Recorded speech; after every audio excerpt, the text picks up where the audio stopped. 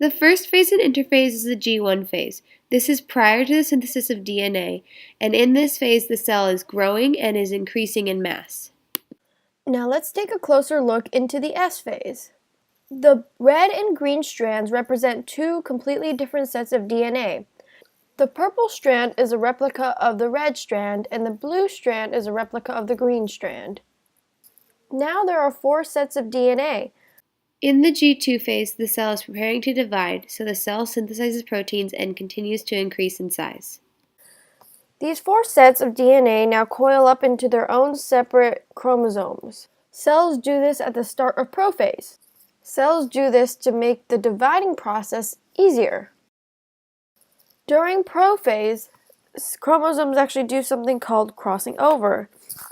It's the process where chromosomes trade certain segments of their DNA with each other to allow for greater genetic variation. Also during prophase, the nuclear envelope surrounding the chromosome disappears. In addition to that, the meiotic spindles start to grow. During metaphase 1, homologous pairs of chromosomes line up on the metaphase plate near the center of the cell. In anaphase 1, the homologous pairs are pulled apart to the opposite sides of the cell, but the sister chromatids remain attached to each other.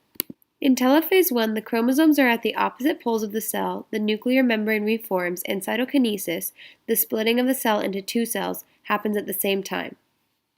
Similar to what happens in prophase 1, in prophase 2, the nuclear envelope once again disappears and new spindles start to form inside the cell. In metaphase 2, the chromosomes line up in the center of the cell, except this time they line up single-filed. The meiotic spindles then attach to the centromeres of each of the chromosomes.